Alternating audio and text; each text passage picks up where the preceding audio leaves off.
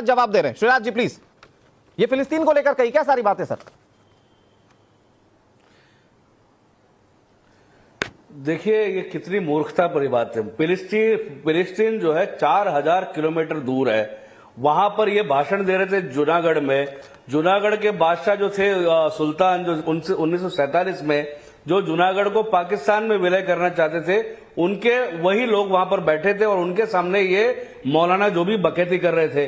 फिलिस्तीन इनका कौन लगता है? और ये मैं आपको ऑन एयर कह रहा हूं, केवल ये मौलाना नहीं, इसके अलावा तौफीक रजा, ओवैसी, ऐसे ये तमाम मुल्ला मौलानों ने इस प्रकार से फालतू बकैती करनी शुरू कर दी है। अगर ये सोचते हैं कि इस प्रकार से बकैती करने से कुछ होगा, तो ये कांग्रेस इस प्रकार का ये कांग्रेस का राज नहीं है, ये 2024 का यहाँ हिंदू है। यहाँ माननीय नरेंद्र मोदी जी की सरकार है, उत्तर प्रदेश में भी योगी जी की सरकार है, और जो मौलाना यहाँ मुंबई के हैं उनको भी मालूम होना चाहिए, यहाँ पर देवेंद्र फडणवीस जी यहाँ के होम मिनिस्टर है, और ये इस प्रकार से देश का माहौल बिगाड़ने का प्रयास कर रहे हैं। ये मौलाना तो जो है बकैती करके चले जाएंगे। इनकी कौम में इन्हीं के रहनुमा, इन्हीं के नेता कहते हैं सबसे ज्यादा स्कूल ड्रॉप आउट्स है, सबसे ज्यादा मुफलिसी है, बेरोजगारी है, अनपढ़ है।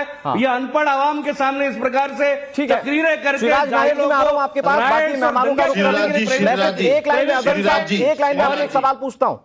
अजहरी साहब एक लाइन में एक सवाल पूछता हूं, जवाब दीजिए, मैं दूसरे मेहमानों के पास जाऊंगा। अजहरी साहब ये चलिए फिलिस्तीन की बात करें, तौकीर रजा किसकी बात कर रहे हैं? वो कह रहे हैं सब्र जवाब दे जाएगा, वो कह रहे गली गली में खून बहेगा। असदुद्दीन ओवैसी क्या बात कह रहे हैं? जो फैसला कोर्ट ने दिया उसको लेकर बार बार वो जनता को भड़काने की कोशिश कर रहे हैं। अजहरी जी प्लीज, आपके सामने आपके चैनल पर बैठ करके श्रीराज नायर जी बोल रहे हैं कि ये 2024 का हिंदू है, कैसे धमकी समझी जाए? बिल्कुल नहीं सर, क्यों धमकी समझेंगे आप कुछ गलत कर रहे हैं जो धमकी समझेंगे? अरे आप सिर्फ मौलानाओं को आप ढूंढ रहे हो, मौलानाओं की खोज आप कर रहे हो।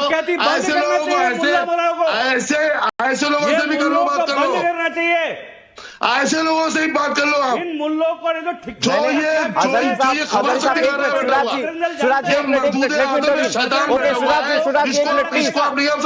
ठीक है, नहीं श्रीराज जी और अजहरी जी एक मिनट शांति से, एक मिनट। साधु है तो आप कुछ भी आप करोगे। सर एक मिनट, अजहरी साहब आप मेरे सम्मानीय मेहमान हैं, श्रीराज जी भी सम्मानीय मेहमान है। मुझे लगता है कि सबको अपनी भाषाई मर्यादा रखनी चाहिए। श्रीराज जी, मुझे नहीं लगता है कि वो जो सलमान अजहरी साहब बोल रहे हैं उस तरह की भाषा बोलने का कोई मतलब है। और अजहरी साहब आपको भी एक्सेप्ट करना पड़ेगा कि बातें चल क्या रही हैं, आपको कम से कम लोगों की इंटेंशन को समझना और समझाना पड़ेगा, क्योंकि आप तो शांति दूत है। मेरे साथ और भी दूसरे मेहमान है। मौलाना का बाप बैठा है क्या फिलिस्तीन में? फिलिस्तीन में कौन है? ठीक है सर, मैं कह रहा हूं कि सर पर्सनल रिश्तों पर नहीं आएंगे सर। श्रीराज जी प्लीज, बैठे हैं तुम्हारे बाप बैठे हैं नहीं प्लीज सर, इनका पैडल डाउन कीजिए, दोनों का पैडल डाउन कीजिए। पर्सनल रिश्तों पर चर्चा में पर्सनल रिश्तों पर आप बात नहीं कर पाएंगे। I am sorry. मान लो तुम इजराइल की नाजायज औलाद हो, मान लो तुम्हें। अजहरी साहब प्लीज, अजहरी साहब कैसी बात कर रहे हैं आप ये? और श्रीराज जी, अरे प्लीज इनकी आवाज कम कीजिए, क्या बात कर रहे हैं आप जबरदस्ती की? अरे जाहिल लोगों को। ठीक है श्रीराज जी प्लीज, हो गया प्लीज। व्यक्तिगत रिश्तों पर कोई नहीं आएगा। I am so sorry for this. व्यक्तिगत रिश्तों पर कोई नहीं आएगा। सब हिंदू हैं, सब हिंदुस्तान में रहते हैं, सब इस देश के हैं, कोई किसी के व्यक्तिगत रिश्तों पर नहीं आएगा। ठीक है, मैं आगे बढ़ता हूं। अब हाजी मेहरुद्दीन रंगरे जी, मैं आपके पास आऊं बहुत जल्दी से। हमारे साथ साध्वी जी बैठी हुई हैं। साध्वी जी, मुझे बताइए कि यहां पर फिलिस्तीन की बातें करने का कोई तुक बनता है क्या? और अगर इस तरह की बातें मान लीजिए फिलिस्तीन के लिए भी हो रही हैं, तो क्या ये देश में मुस्लिमों को भड़काने जैसा नहीं है? जब बार बार कुछ नेता लगातार मंदिर की बात करते हैं, बार बार मस्जिदों को छीने जाने की बात करते हैं, तो क्या उस सारे सर्कमस्टेंसेस में मौलाना सलमान अजहरी का बयान भड़काऊ नहीं लगता? क्या भड़काने जैसा नहीं लगता ये?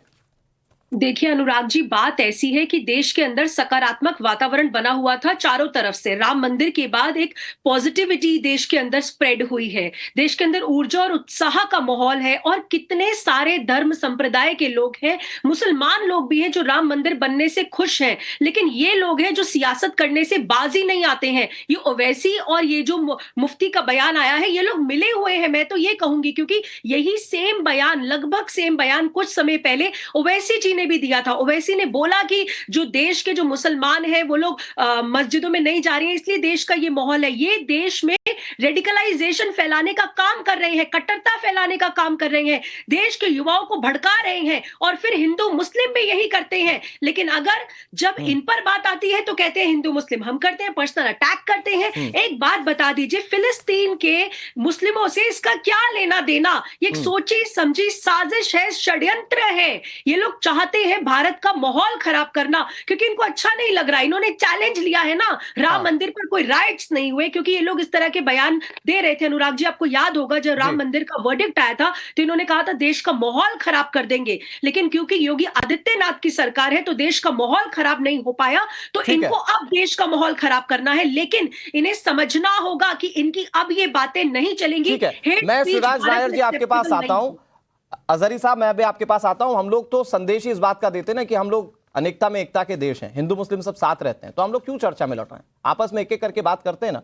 मैं अपने दूसरे मेहमानों के पास जाऊं। अजहरी जी 10 सेकंड में बताइए, जो बातें यहां पर साध्वी प्रज्ञा जी उठा रही हैं, वो कह रही हैं कि आप मंदिर की जो कुंठाएं नहीं निकाल पाए, जो असामाजिक तत्व थे, इसलिए जानबूझकर भड़का रहे हैं।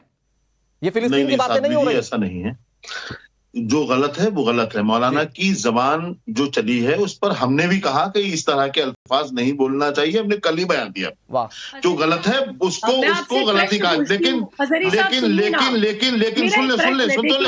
मुझे तो बोलने का मौका दिया, आप बोली मैं नहीं बोला, आप बोली मैं नहीं बोला। प्रज्ञा जी आप बोली मैं नहीं बोला। आप चैनल पे बैठकर नेगेटिविटी क्यों फैला रहे हैं? पूरा देश आपको देख रहे हैं। साध्वी जी वो जवाब दे रहे हैं, अजहरी जी बहुत शांति से जवाब दे रहे हैं। अजहरी जी आप फैला रही, मैं नहीं। आप हमारे शोल्डर्स पे एक ओनस है। आप बताइए, आपने भी एक जुमला बोला था क्या कर रहे हैं? राम मंदिर बनने के बाद एक उत्साह थी, एक बहुत अच्छा माहौल था। हम पूछना चाहते हैं कि 700 साल पुरानी मस्जिद दिल्ली में तोड़ दी गई, शाम को ईशा की नमाज पढ़ी और फजर में वो गायब बुलडोजर चल गया, मदरसा और एक बुजुर्ग का आस्थाना भी चला गया। क्या कहेंगी आप इस पे? क्या ये अच्छा, मैं बताती हूँ आपको।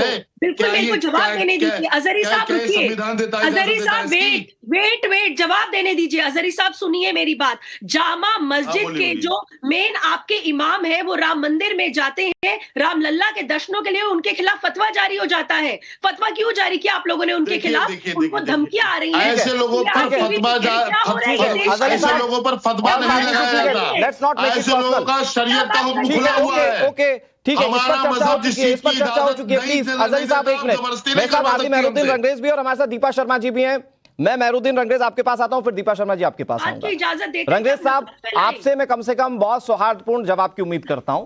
ये जो तौकीर रजा कह रहे हैं कि भैया सब्र टूटेगा तो पैमाना अगर छलका तो बहुत कुछ हो जाएगा, ये क्यों डरा रहे हैं और किसको डरा रहे हैं, कैसे डरा रहे हैं सर? ये आप बताइए, थोड़ा समझाइए। ओवैसी कह रहे हैं कि हर मस्जिद नहीं खोने देंगे। अरे साहब, कोर्ट में जाकर लड़ रहे हैं और कानूनी फैसला आ रहा है, तब जाकर ये मस्जिद ये मंदिर मिल रहे हैं। मैं आ रहा हूं आपके पास, शिवराज जी आ रहा हूं आपके पास, और मुझे बताइए कि ये जो अब सलमान अजहरी साहब कह रहे हैं, इसमें कहीं पर भी बचाव की गुंजाइश है क्या अजहरी साहब के बयान पर? नहीं, तौकीर रजा साहब ने तो बिल्कुल सही बात कही कि एक मस्जिद हम खो चुके हैं, अपनी बाबरी मस्जिद, जो कि 500 साल से वहां नमाज हो रही थी, और मस्जिद को तोड़कर वहां पर आज भव्य मंदिर बन गया। और जो हमारी ज्ञान वापी और वहां पर जो पहले हिंदुओं का मंदिर था और हिंदुओं की आस्था थी, उसका क्या आपको 500 साल का लग रहा है? वो 500 साल के पहले के इतिहास की बात कौन करेगा? देखिए, 500 साल पहले ना तो आप थे, ना मैं था, ना देश का संविधान था। 500 साल पहले देश का संविधान है नहीं, वो तो वहां पर मिसाल है ना। 40-45 लग रही है, अपने बुजुर्ग से 500 साल पहले की बात कर रहे हैं सबों के साथ। कोई आपके